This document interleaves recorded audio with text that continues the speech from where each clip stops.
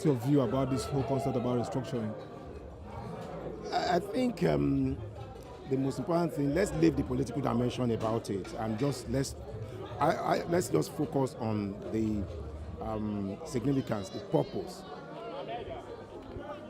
What is happening today is a situation where the way that the country is structured based on the local government, the state and the federal, it has gotten to a stage where people are clamoring that, forget about the political, let's just focus on the economy. They are clamoring that what they want about restructuring is like, can we have a true federalism? Can we have more resources at our disposal? Whether that is a plus or a minus is open for interpretation and debate. But what is not debatable is the fact that the status quo is not working very well. That one is not debatable. Everybody says that we are not optimizing what we have as a country. You have a population of 180 million people. Majority of the population are youth. And when we were growing up, we thought things were tight, things were hard. But we had better education, we had better medical services.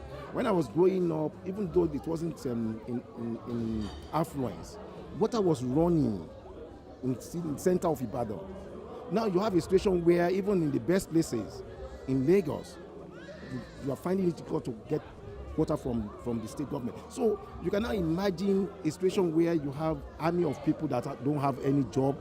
That means there is no hope for the masses, for the youths. And that's why people are actually clamoring for how do we rearrange the resources. That's the basic thing. Forget about the political dimension of it. Is how do we rearrange the resources? But that one also comes with its attached responsibility and accountability. Because if it is not just a matter of more money to state and to local government, because even the little money that have been given to state and local government, if I'm going to, based on the experience that I've had, if I'm going to rate the federal government, the state and the local government in terms of the purpose, in terms of value for money, the utility of the resources that they get, local government was the worst. During the period that local government was the worst, followed by state government. I went into a state in some part of Nigeria. I could not relate the resources that they get to what I saw on ground.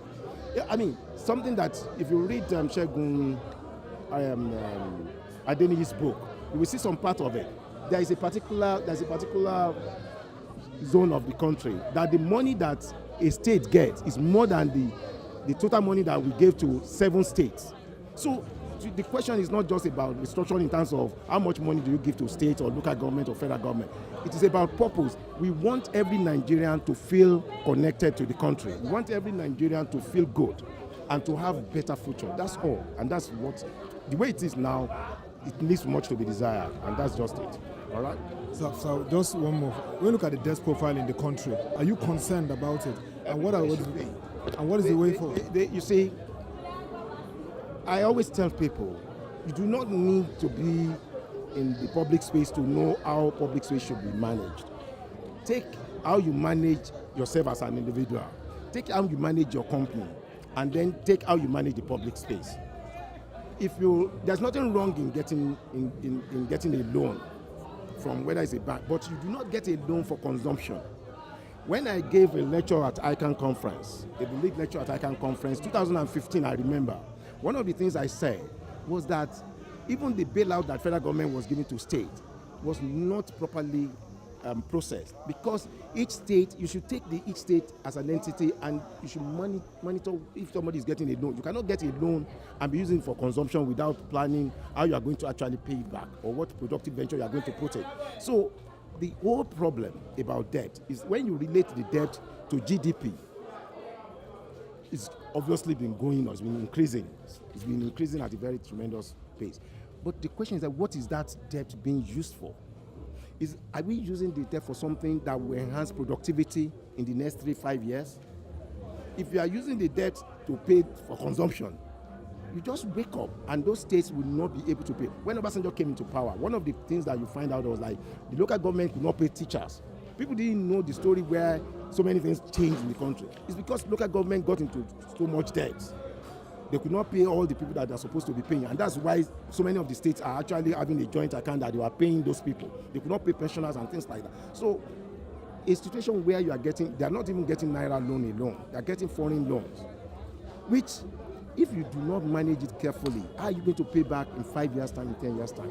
That needs to, if you are using it for productive ventures and you are going, you have and it's sustainable and you have arrangement how to pay it back, there's nothing wrong about it. But if you are using it for consumption, we pray that we will not be like some other countries that got into trouble.